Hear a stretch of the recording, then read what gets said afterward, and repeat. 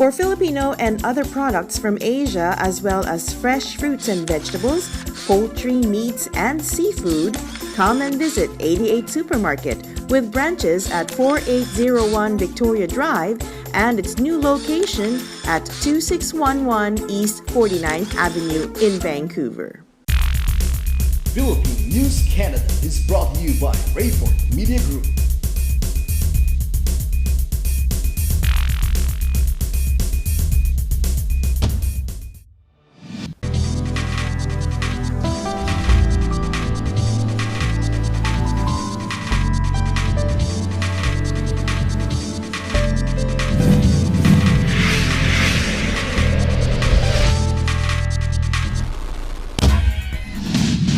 Hello mga kabayan, narito na ang pinalawak at pinalakas na coverage ng Philippine News Canada, Balitang Vancouver, nationwide. Mga pangunahing balitang nakalap ng aming news team para sa linggong ito. Mula sa silid balitaan ng Philippine News Canada, kasamang aming mga field reporters and news correspondents, ako po si Rosette Correa. Ito ang Philippine News Canada, Balitang Vancouver. Hello mga kabayan, nandito tayo po ngayong araw na ito. Kasama natin ang very lovely, very smart, and of course, she'll tell us a little bit more about her work with CCTN. Please welcome mga kababayan, si Attorney Divine. Divine ba, Divina? Yes, you Divine. can call me Divine. Okay, Divine. Attorney Divine Flores. Hello, Divine. How are you? Hi, Ma'am Rosette. Magandang araw sa iyo at saka mga viewers natin. Magandang araw, especially sa mga taga Cebu, sa mga Bisaya, maayong adlaw ka natong tanan. Ayan. Thank you. Very nice. Thank you. Kumusta ang weather dyan sa New Brunswick? Ay, grabe ang weather dito. First time kaming naka-experience ng winter kasi bago pa lang dito. And then according to some locals here, this is the worst winter for the last 5 years. Mm-hmm. So January and February, almost every weekend, mag-snowstorm. Mm-hmm. Yeah, but until now, may snowfall pa rin kami, but at least wala nang storm. Mm-hmm. You mentioned first snow ninyo. When did you arrive in Canada?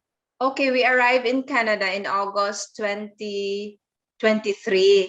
And then 22. 23. 21. 2021. Oh, 20, August 23, 2021. At saka, yung entry namin is Toronto. Oh, okay.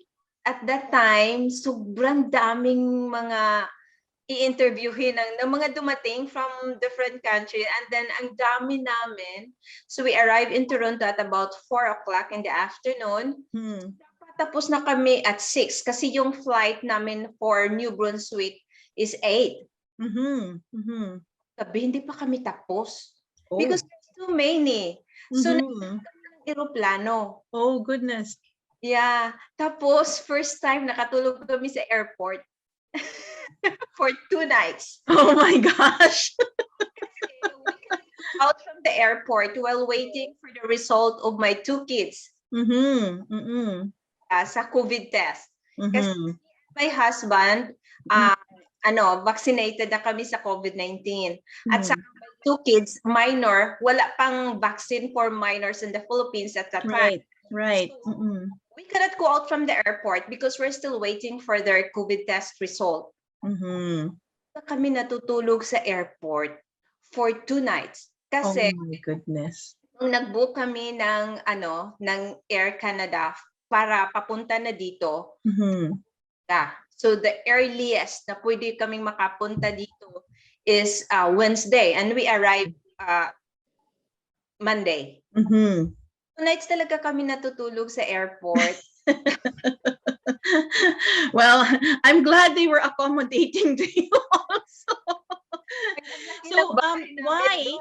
So maybe a lot of our televiewers are asking, why New Brunswick? It's like this. Kasi nagre-research talaga ako kung saan kami dapat pupunta. And then I tried Vancouver, Toronto. Parang ang mahal dyan. Hindi namin afford. Yung, 'di ba, mahal yung house rent nila. So may nakita kong vlog na fini-feature niya yung New Brunswick. Then nakita ko talaga yung environment niya. Tapos parang peaceful siya. Pag galing ka sa Cebu, kasi galing ako ng Cebu, sobrang traffic eh. Ganyan sa inyo, di ba? Yeah. In Metro Manila. So, I want a place na pag mag-transfer ako, yung wala namang traffic para walang stress. So, we choose New Brunswick. And I'm sure New Brunswick welcomes you with open arms because that's one of the provinces na talagang pinupush nila na puntahan ng mga immigrants kasi nga they really need a lot of people in New Brunswick. There's lots of industries there that still need people. Yeah. So in the Philippines, Divine, you are a lawyer, right? So when you what made you and your husband decide to come to Canada?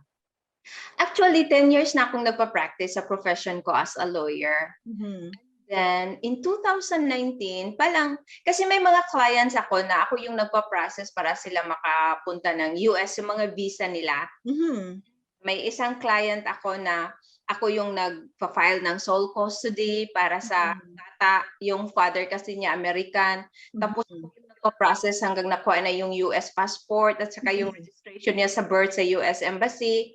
Tapos, after that, ang dami kong pinaprocess ng mga visa papuntang US, pero walang Canada. Papuntang US, and then sila palagi umaalis. Ako naiwan. Meron ako pinaprocess din sa Australia. And then sabi ko, try ko nga kung ako yun din yung aalis. Kasi kaya ko naman magpa-process eh. Tapos, nagre-research ako kung saan ako dapat pupunta. Kasi pag pupunta ako ng ibang bansa, gusto ko mag-abroad talaga kasama ang family ko. Right. I love our country, of course. Ang ganda naman ng Pilipinas, di ba? Lalo na ngayon, pag winter dito. Of course. Talaga yung magandang beach natin. Yung weather natin, di ba? I love the country, but para lang nakikita ko, gusto ko yung may parang maliwanag na bukas para sa mga anak ko. The number one reason why me and my husband decided to move here, and we come here, me as an international student. Okay, but did you arrive all at the same time? Yes. Okay. Yes. Now, as an international student, what are you studying?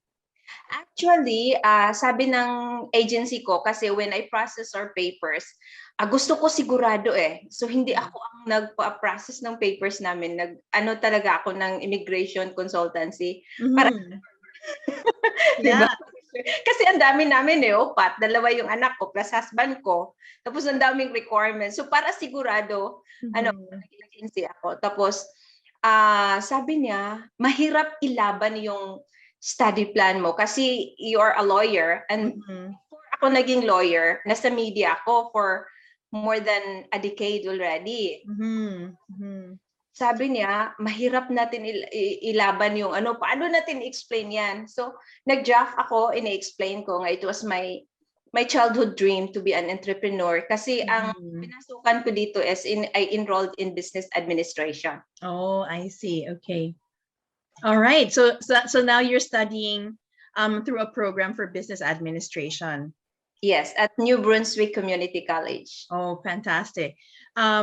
Pero of course, syempre, the long-term plan is for you to be able to practice law there. Yeah, actually before kami nagpunta dito, I also nag-research din ako kung paano ba maging lawyer sa Canada. Then I discovered na hindi na ako kailangan kukuha ng law ulit. Dito sa New Brunswick. Ang kailangan ko lang ay articling, parang internship for 1 year. Yep. Tapos may pwede akong mag-study ng ako lang, or pwede akong mag-enroll para sa mga major subjects nila dito sa Canada. Kasi iba naman yung law natin sa law dito. Right. So tapos pwede na akong mag-take ng exam, but bar exam. Mhm. Oo, yung exam lang para sa yung sa atin is Integrated Bar of the Philippines ata. Yung para sa Right. lawyer, dito iba yung name. So yun lang ang i-take kong exam. Pagpapasa ako, I can practice na. Fantastic. That's great. That is good news, no? Kasi, and it's very inspiring kasi marami sa ating mga kababayan, pag pumupunta dito, automatically iisipin nila, ay, hindi ko pwedeng practicein yung profession ko kasi kailangan mag-aral pa ako or pag-aaralin pa nila ako, ganyan. But little do people know na you just have to research, gaya ng ginawa mo, nag-research ka lang, di ba, kung ano ang pwedeng pathway Yeah. toward that profession. But of course, we're also saying that we should also be ready to paradigm shift din, di ba? If we really need to change careers. But Yes. definitely, we're rooting for you that you continue and pursuing that pathway to becoming a lawyer there in New Brunswick. Kasi marami rin tayong mga kababayan na lawyers here in BC, and I think it's a very similar path that they're doing, Yeah. or that they pursued. Now, you mentioned earlier that you have been in broadcasting for more than 10 years. Tell us a little bit more about that. Actually, first talagang trabaho ko ay isang field reporter Mhm. ng Catholic radio station ng Cebu, Mhm. DYRF. And then I worked there for, I think, 9 years. Mhm. And at that time, I was promoted as news director. Good morning, Cebu! Good morning, Philippines! Maayong adlaw na atong tanan. Welcome na usab sa atong tulumanon CCTN International Pinoy Journeys. Ako na usab si Divine Marshall Flores, live gikan diri sa New Brunswick, Canada. And then that was the time when I covered it's a massacre. May nangyaring massacre doon sa Cebu. Mhm. Leader ng isang parang cult organization, something like that. Mhm. Pinatay na yung asawa, pati yung mga mga family. And then I was assigned in court. Mhm. Sa court. Tapos meron na namang isang most celebrated case in Cebu na yung mga accused ay galing sa mga mayamang pamilya. Mhm. Mhm. Tapos I was assigned to cover the marathon hearing in Mhm. yung everyday trial ng kaso. Wow. At doon ako na-inspired to enroll in the College of Law. Okay. Kan ko yung mga lawyer, parang ang ganda nilang pakinggan doon sa court. Kumuha ako ng law at sa awa ng Diyos, pumasa naman. talagang you're destined to be a lawyer, di ba? Destiny mo siya. For Filipino and other products from Asia, as well as fresh fruits and vegetables, poultry, meats, and seafood, come and visit 88 Supermarket with branches at 4801 Victoria Drive and its new location at 2611 East 49th Avenue in Vancouver. So, nung lawyer na ako, nag-practice na ako in 2000 kasi I took the bar in 2009 and then yung result lumabas ng 2010. Kahit lawyer na ako, hindi ko iniwan yung media. I transferred in a Catholic TV station. At that time, I was the news manager. So, nung pumasa ako sa bar, give up ko yung pagka-news manager ko sa station na yun, but kinuha pa rin nila ako as newscaster. And then, there are some programs there na ako yung nag-host. That's wonderful. So now that you're here in Canada, are you still involved in the news or in Cebu media? Yes, kasi when I think that was a month after ako dumating dito, the owner of CCTN called me up and said, "You can continue your program, but gusto niya is ma-feature yung mga Filipinos abroad, living abroad, yung journey nila." Kaya, yeah. So, in January, we started that program via Zoom, but live siya dun sa Cebu. So, mahirap mag-coordinate kasi yung studio namin nasa Cebu, tapos yung host nasa labas. Tapos iba po yung time. Yeah, yeah. I think that's the most challenging. I think it's the time. But I think in terms of technology, okay na tayo, nakahabol na tayo, di ba? Oh, posible talaga ngayon dahil sa technology natin. So, nagustuhan ko rin yung concept ng program kasi tulad ng program mo, maipakita natin sa mga kababayan natin kung paano ba tayo namuhay dito sa abroad. Hindi ito walk in the park. Aha, that's right. Absolutely. You have to enjoy the journey kahit hindi palaging masarap. Totoo yan. And marami sa ating mga kababayan ang can actually testify to that. But their successes here in Canada are also they're also worth looking at and really inspire us. They really inspire us to also pursue that path. So yung Cebu, tell us a little bit more about Cebu Catholic TV. What is Cebu Catholic TV, and what are the programs that it has? And sabi mo nga, pinapalabas all over the world yung mga yung mga programs ninyo. Oo. Yung Cebu Catholic Television Network or CCTN, nag-start yan early 2000, year 2000. And then it's a Catholic television, yung franchise yan sa kanya sa Cebu Archdiocese of Cebu. Diocese of Cebu talaga. And then CCTN is the only Catholic station sa Asia. Oh, wow! Yung mga programs talaga namin is more into religious, but meron kaming news, and then may mga talk show, public affairs program, meron kaming ganyan. But hindi kami katulad ng ibang station na commercial talaga, commercialized. Kami, konti lang yung ads namin, pero nabubuhay naman. It's so Catholic, di ba?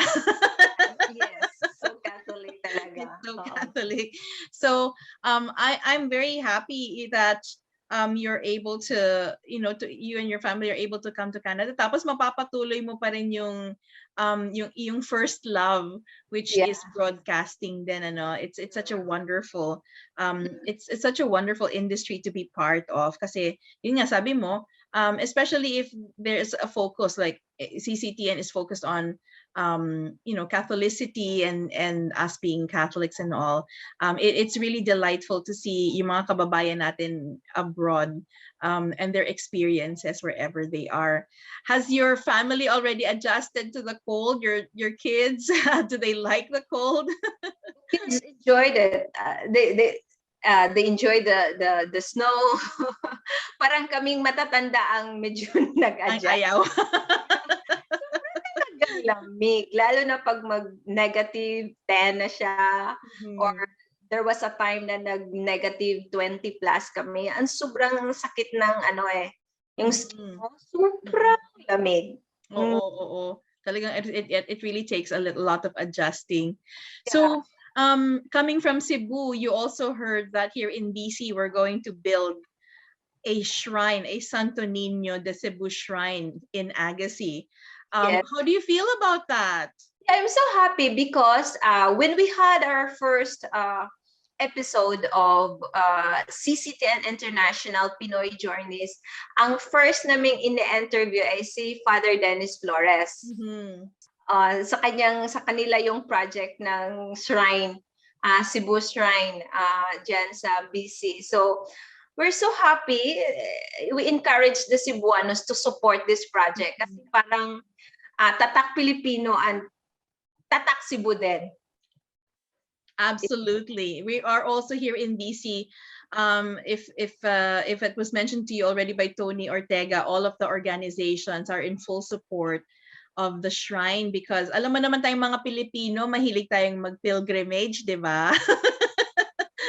And so, finally we will have a place to go in Agassiz to do our pilgrimage. And, it's the Santo Niño de Cebu that's there. And I'm sure it will be a venue for many, many events here in BC. So we're also very excited for the building of the Santo Niño Shrine. So any thoughts or any message for those who are planning to join us here in Canada from your perspective? Alam mo, it's true, matatakot ka talaga. 'di ba? Because katulad namin, hindi pa kami nakapunta ng Canada eh. 'Di ba? So first time talaga namin, and of course I read a lot about Canada. Nakita ko very welcoming yung Canada, 'di ba? So I think tatag ng loob at saka prayer. Prayer talaga, because everything will just fall into place if you ask it from God. Parang i-guide ka niya, especially in our time now, we travel during the pandemic. Sobrang hirap. But I think nakakaya namin because we know nga nandyan si Lord mag-guide sa'yo. So wala ka dapat, you have nothing to worry about if you believe in Him. Yes. Spoken like a true Filipino and spoken like a true Catholic. Maraming salamat, Divine. This is such a wonderful interview. This is the first time we've interviewed somebody from New Brunswick. It is such a pleasure to talk to you, and of course we will see you and on your program on CCTN. If you just give us a link to that, we'll share it with our viewers. And more power to you and your family, and God bless you always. Yes, thank you very much, Ma'am Rosette. It's an honor no, na at least you give us a chance no, makapag-share ng experience namin dito sa New Brunswick. And also, I invite your televiewers to also watch our show. Mag-send ako ng link sa'yo kasi ikaw na naman ang interviewin ko this Fantastic. We'll wait for that link. Thank you so much. God bless you. I'm so proud of you. Oh. Iba talaga ang Pinoy factor talaga, at mag-i-excel kahit saan ilagay ng iba't ibang mundo, mag-excel talaga ang Pinoy. Absolutely. Thank you so much. God bless you. Thank you. Have a nice day. God bless everyone. Bye-bye. Okay. Speaking of guests tonight, attorney, sasabihin natin, isa din siya sa accomplished individual personality back in the Philippines, at saka accomplished din siya dito ngayon sa British Columbia. But alam natin na pag-coming to Canada is not an easy job, it's not an easy way. Pero kung gusto naman talaga natin yung gusto nating mangyari sa buhay natin, siya ang guest po nga natin ngayon. Isa po siya sa example sa journey niya ngayong gabi.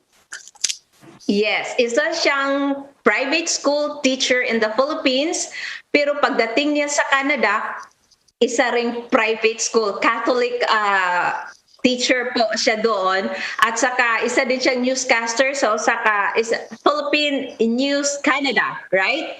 So parang updated ito sa lahat ng mga pangyayari sa mga Filipinos dito sa Canada, and I'm very proud of her na nakuha talaga niya, Brad Tony, yung profession niya sa Pilipinas, yun talaga ang profession niya dito sa Canada. Yun ang disadvantage sa attorney if you're coming from the Philippines and you're well equipped. Kasi dito ikaw lang po ang magsusurrender kung ano yung gustong mangyari. The good thing for our guest for today, napaka-accomplished po siya. So I think hindi na natin anuhin pa yung oras. Ipapakilala na natin kung sino yung guest natin ngayon. Is no other than Miss Rosette Correa. Magandang gabi po, Miss Rosette. Maayong buntag sa inyong tanan. Ayan, tama ba yung pagkakasabi ko? Magaling. Yes. Thank you so much for having me on your show. This is very exciting. Sabi ko nga sa producer ko dito sa PNC Balitang Vancouver, the tables have now been turned. Now I am the one being interviewed. I'm no longer the one who is interviewing. But it's such a pleasure to be on your show. And thank you so much for this opportunity to do this for you. Yeah, thank you very much for your time. We know nga busy po kayo, but despite of that, may time pa rin kayo para sa amin, no? So live tayo ngayon, Ma'am Rosette, sa inter-province of Cebu and some areas in Visayas and Mindanao and some areas in Luzon. And naka-live din tayo sa Facebook page natin sa CCTN Channel 47 at saka sa YouTube natin. Ito maganda yung journey ni Ma'am Rosette, Brad Tony, no? Very inspiring din tulad ng ibang mga Filipino. Diyan natin makikita na yung mga Filipino talaga mag-excel kahit saan ilagay sa mundo. So Ma'am Rosette, please tell us a brief background, yung mga job experience mo sa Pilipinas bago ka pumunta sa Canada. Well, actually, to make a long story short, my undergraduate degree in from the University of the Philippines is interior design, and from there, alam mo naman sa atin, pag sinabi kasi natin sa magulang natin, gusto ko maging teacher. Sasabihin ng magulang natin, bakit mo gusto maging teacher? Walang pera doon.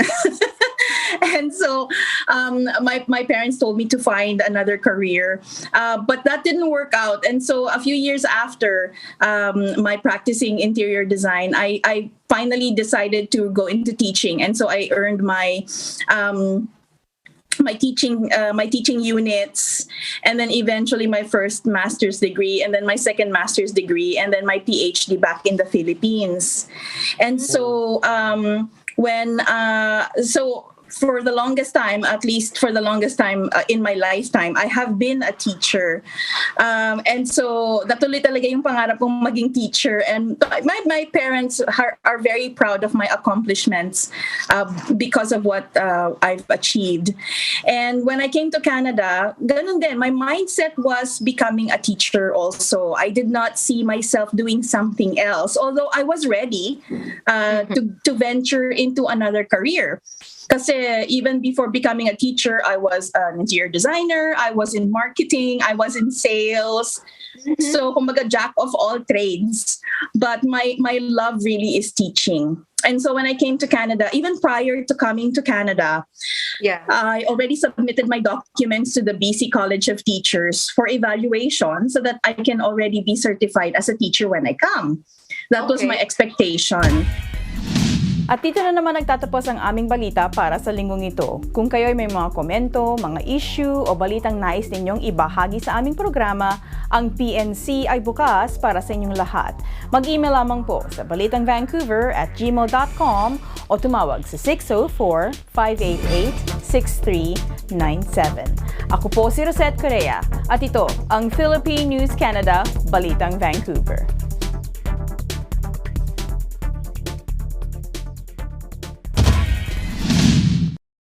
For Filipino and other products from Asia, as well as fresh fruits and vegetables, poultry, meats, and seafood, come and visit 88 Supermarket with branches at 4801 Victoria Drive and its new location at 2611 East 49th Avenue in Vancouver.